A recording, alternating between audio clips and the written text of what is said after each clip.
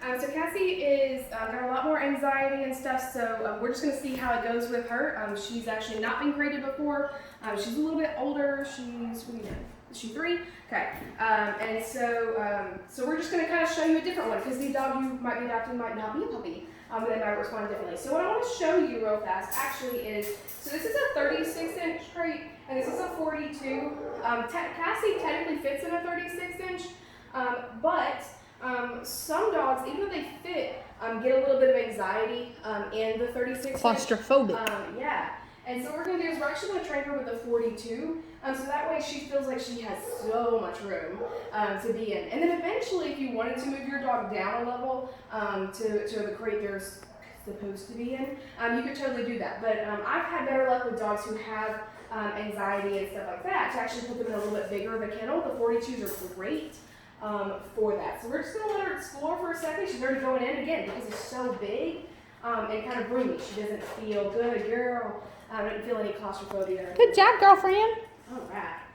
So then we're going to ask her. She's very houndy and smelly. Good job.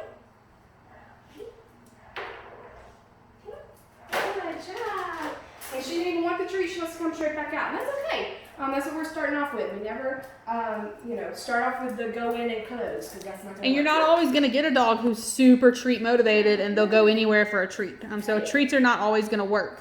Good job. And again, she didn't immediately come back out, because the name of the game initially is you get to come back out. It's not prison. She's got to learn that you go in. Ready? Come on. Good girl. Now I want the treat. Nope. Smell the treat for good one, and that's okay. And then she gets to come back out. See how she's a lot calmer going in and out? And you see, I am actually giving her a little bit of a tug, and that's okay. You can tug a little bit. Now, I don't want you like choking out your dog trying to get them in there, but she, like I said, does have a little bit of anxiety, so we do have to, one little pull. Good girl. Just go in and out, and in and out. Good job. Good job. So we're on number, I think, 4 or 5. No. Good. And I mean, you see that her tail is still wagging. I mean, she's not. So I'm closing it, not latching it. 1, 2, 3, 4, 5. Back out. Good girl. Good job. Good puppy. All right, then we're gonna do it again. And this is kind of an accelerated version. So you can space this out every day. And you can see this is avoidance. She's saying, I don't want to go back in. Well, unfortunately, that's not an option. Good. And again, because it's accelerated, she's going to have a little bit more anxiety with it. Good. And I'm going to go ahead and let her out. Good girl. Because she did sit. And that's a really good thing. Yes. Good job. Good job. And we're going to break all the way from it. So Cassie is a little more of an anxious dog than you're typically going to get in your typical shelter dog that you adopt. So it's just a good idea to be prepared for any form of quote dog that you're going to get. So we can do this back and forth thing too, where we just walk. Come on. Back in. Come on. Good girl. Wait. You can see her tail still going. 2, 3, 4, 5. Let her out. Now, initially, when you come out, don't make it a big party. Good girl. Just a good job. Okay. Because if you make it too big of a deal that they get out, then that's all they want to do is get out. Come on. And then we'll do it again. Get on. Good girl. And you can see that already she's just going in. 1, 2, 3. I see you just want that fan over there. I understand. I see there's an ulterior motive. Come on. It's kind of hot in this room, so Good girl, Cass. Good girl, Cass. Oh, sorry, I moved the door for you. Try again. Here. Good. And see, she's not actually immediately coming out anymore because she knows the door is going to get closed. But she also understands that the door is going to open again. And that's what's key. You don't want to take your adopted dog home the first day you get them, which is probably going to be in the afternoon, and put them in a crate and walk away and go to Target or Taco Bell or, Yeah, that's too much. Don't do that. You're new strangers, and they've been in a quote-unquote kennel here, and they've been locked in it for quite some time. So that's a lot of anxiety. Sorry, this kennel's a little And so we like to tell our adopters that when you first get your dog home, you're really cool strangers. Yep. They don't know you, and so they don't know that you're going to come back. So don't just take them home, throw them in the crate, and walk away. Ideally, when you adopt your new dog, you're going to be able to stay home with them for at least a day or two. Yeah, that would be best. Good girl, good job. But we understand too that sometimes you get them on a Saturday and you've got to go back to work on Monday. But should be your Sunday. This should be a good girl. Ready? We're gonna try again. And one thing we said in our other video with the puppy that we're going to also say here is that we highly encourage and recommend that you feed in the crate. That helps to create that positive association that the crate is not a bad place. Because I mean, I don't know about you, but I like my food. Me and my dining room, we got a real good relationship. So look at her. She's actually got a tail wagging in the crate and everything. Just hanging out. This is what we want. Again, we're all the way over here. We're not looking at her anymore. We're not talking to her. No, we're not talking to each other. So that does kind of, and that's always a good thing too.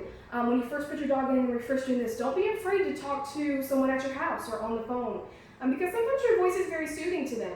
I've had fosters before that I've left the radio on because they just needed noise. There's even legit channels on TV where you can put on dog calming music, Yep. And there are different things you can do for a dog that doesn't like the crate. There are, you can do crate covers, you can do, white noise, you can, she's like, let me out. But you see, she's not bolting out. No. She's just going, okay, I would like to come out because that's what we've been doing this whole time. Who's a good job? You so good. Now, like we've said, we do highly, highly, highly recommend crates for your newly adopted dog. It is not a bad place. I think a lot of people have the misconception that a crate is, you're confining your dog, you're limiting their freedom. You're not. You're providing them a safe place where they can go, and you don't know about your adoption.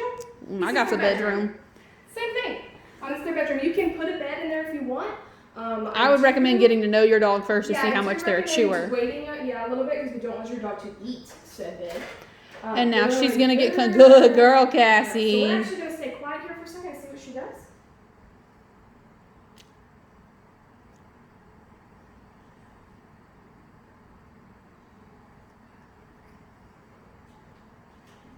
So you can actually see her getting a little bit more relaxed. She's shuffling around a little bit to kind of get her hips a little better. She is, see that look looking and yawning and stuff. So that's relieving some of her anxiety. So that's really good. Anxious dogs is really, really important that they have a kennel because this is their safe place. So if they're tired of you or your kids or they just want to go take a nap, this is their place, and we don't mess with them when they're in their kennels. Okay, so when they're in their kennels, that is their place. The kids don't go in there with them. Other dogs don't go in. We're not allowing any of that. This is also a place that if you have multiple dogs and you want to give them a really high value treat, like Kongs or chew toys or something they're actually going to eat, this is a great place to put it because it is their space and the other dog's not allowed to go steal it from them. So that's always really important. But you can see, very calm, very relaxed, and this is a really big step for her. Because when she first came in, she was very terrified of people, terrified of her dogs. Very nervous. She's just hanging out in here. This is the point too. After doing this, the next step that I would do would actually be to put her in. I would take off the leash and let her stay in there for a second and actually leave the room. And don't leave the house, just leave the room and just listen. And again, like we said in the other video, she gets 5 minutes to protest if she wants to yell and scream and give you her opinion very loudly. That's fine. After 5 minutes, we would be going in and correcting in some type of behavior, but we wouldn't actually. The biggest thing is if they're protesting, we do not let them out. We are not letting the dog out because they're crying. They need to learn to self-soothe. That teaches them to cry to get out. We don't want to do that. So